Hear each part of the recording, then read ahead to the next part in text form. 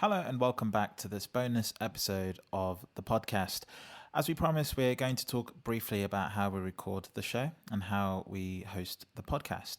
We decided to split this out because we ended up talking for a little bit longer than we planned. So sit back and enjoy. Cool. Okay, so recording a podcast. This is actually really interesting because I think it's really difficult to nail down what it is about a podcast that someone who does a podcast might enjoy. Yeah. If I that think makes sense. we briefly talked about why we did this one. I think it was mainly because it was almost like we wanted to archive what we talked about in a way, if that Exactly. makes sense. Exactly. And I often want to write as much as I talk, but I am atrocious at writing.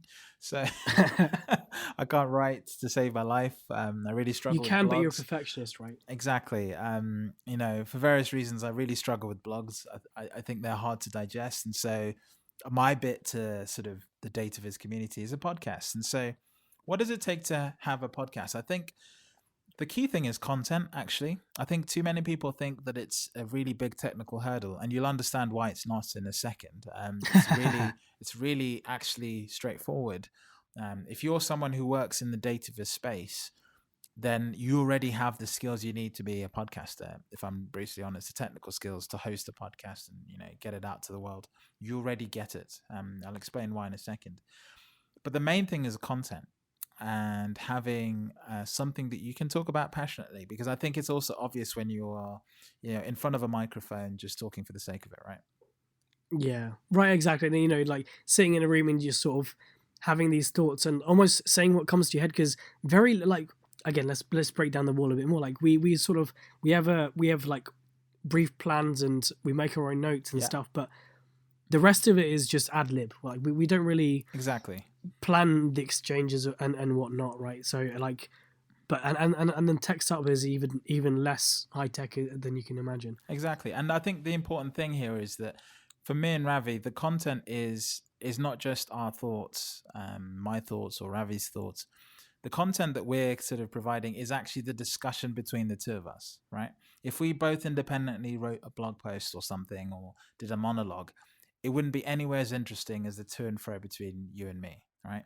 And actually that's what I mean by content. It's not always just the body of what you're saying or the body of what you're producing. It's also the rapport that you have between you and the other person. And actually it's that sort of having that is actually quite a nice thing. And it also doesn't have to be someone else. I mean, some people are really good at doing monologues, and it actually gives you a license to do a different type of content. So I think focus on the content, number one. That's by far the most important bit. And I think in a world where there's so many different perspectives, it doesn't matter if you're talking about something that's already been done before. Do it again, but do it from your perspective and how you see it. The great thing about podcasts is sometimes they last, forever and they're always topical. But other times we might revisit this Viz literacy topic in 2 years' time because we'll have evolved our thinking of it and a discussion of it. And the world will change around it as well. Exactly. Yeah. So if we move to technology setups, now I'll be upfront and say this.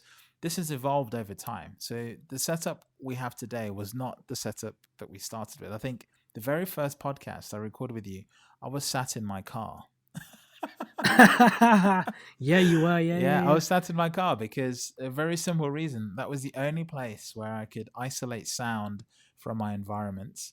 And I think I was between two sofa cushions. there you go. And the cushions in the car were really good sound cushions. So I wasn't getting echo as much as anywhere else in my home. So that was a really interesting sort of thing.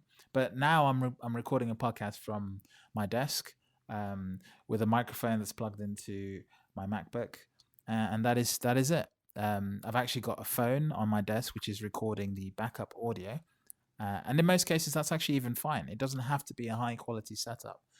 For the very first few podcasts, the most important thing is just recording. Yeah. Exactly. And my current setup is very similar to what we had when we first did it, because I've not upgraded my tech at all. So right now what's happening is I'm on a call with Tim, and that's plugged into my. It's a FaceTime audio call, yeah, and it's plugged into my Bluetooth headset, so I can hear what he's saying, but my microphone on my MacBook is picking up my audio track. Exactly. And then the magic happens when I send all this over to Tim and I walk away from the process. Yeah, exactly. So we're both So it's all remotely Tim. recording our own voices. So I'm recording my own voice here, and then you're recording your voice, and you actually send me your recording to me. And the reason is that recording is much higher quality than the audio that we get if I try to record the audio from FaceTime or Skype, as it were. Okay, so you don't Yeah, get yeah. that sort of tinny effect. When I put the two tracks together, it sounds like we're in the same room. Okay, so that's a Exactly. first sort of a secret. Ravi and I have never been in the same room during any of the discussions. And it's, kind of it's an editing sort of after effect, as it were. Exactly. Now, what is interesting as you do this more and more, your setup evolves. So Ravi's setup has stayed broadly the same. Mine has changed over time. So I used to record into a dictaphone, and then I'd take the recordings from the two, I'd whack them together and record. But what is actually going on now is I'm actually recording my microphone, which is connected to my Mac. So that's taking the input from my microphone. What also is happening is that I've got a piece of software recording the FaceTime audio into a recording. So I'm also recording Ravi's audio. And the reason that is because you want a backup. If something happens to his computer or my phone or something like it did one time, I don't know if you remember our first podcast. I do. I failed to have a backup recording, and that meant that we had to re-record the whole entire thing. Exactly.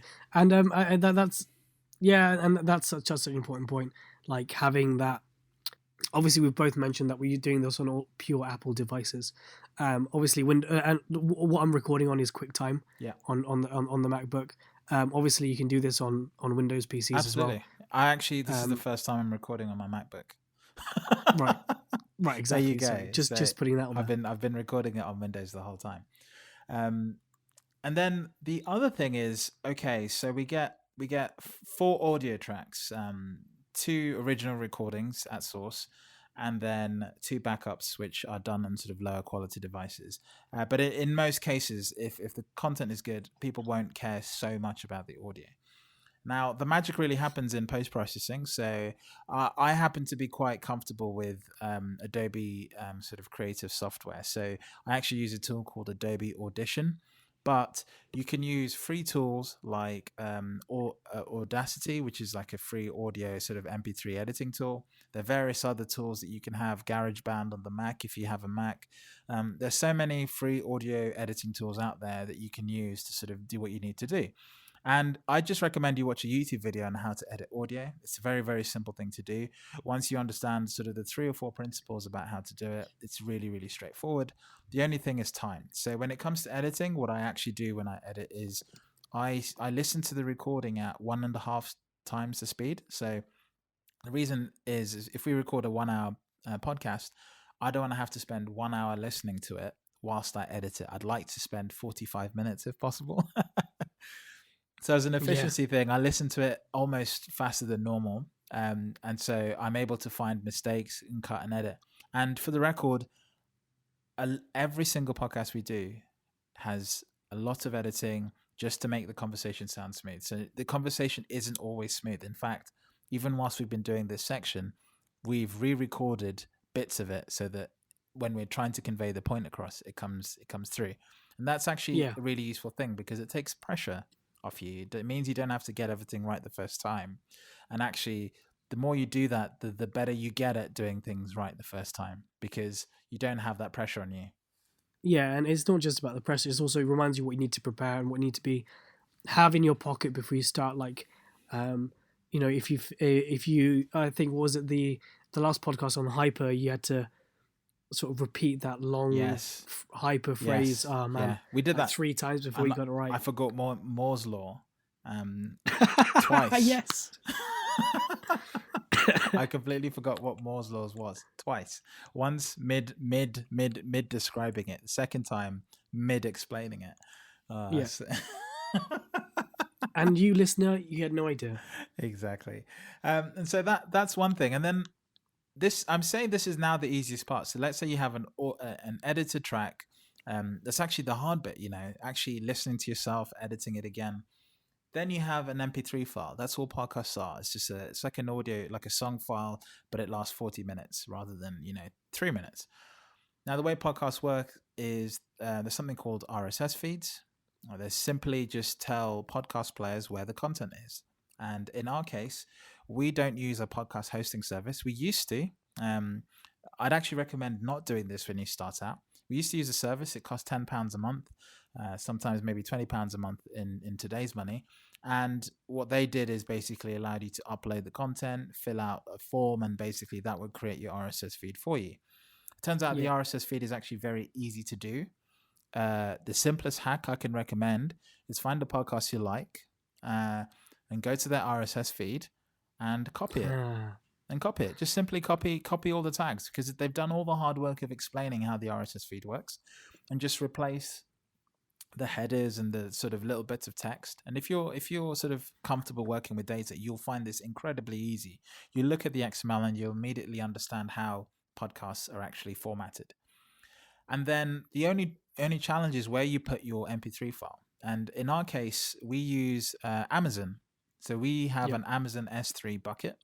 It's actually, if I could put like a long link to the S3 bucket. It's just a public bucket, and the reason it's public is because you guys need to be able to listen to it. But when you click download on a podcast, your Apple Podcast or iTunes or whatever goes to this S3 bucket, gets the MP3 file, and downloads it. That's all that happens. Exactly. It's a way more clean setup, right? Exactly. And it's again, like I said, all of this post-processing work, I just turn up, I record, and I listen back to the finished edit. Exactly. And Tim does all the heavy lifting in between. And there are even tools now that do this for you for free. So there are even apps now that allow you to record podcasts, even group podcasts, on device without doing any work, and host it for you for free. It's the world of podcasting is so much easier.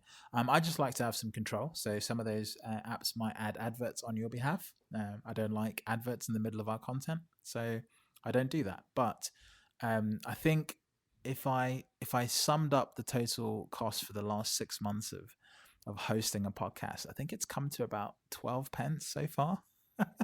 Because the pricing model we're on Amazon means we only pay for an individual download, and for that we're talking, I think it's 0.005 pence per download.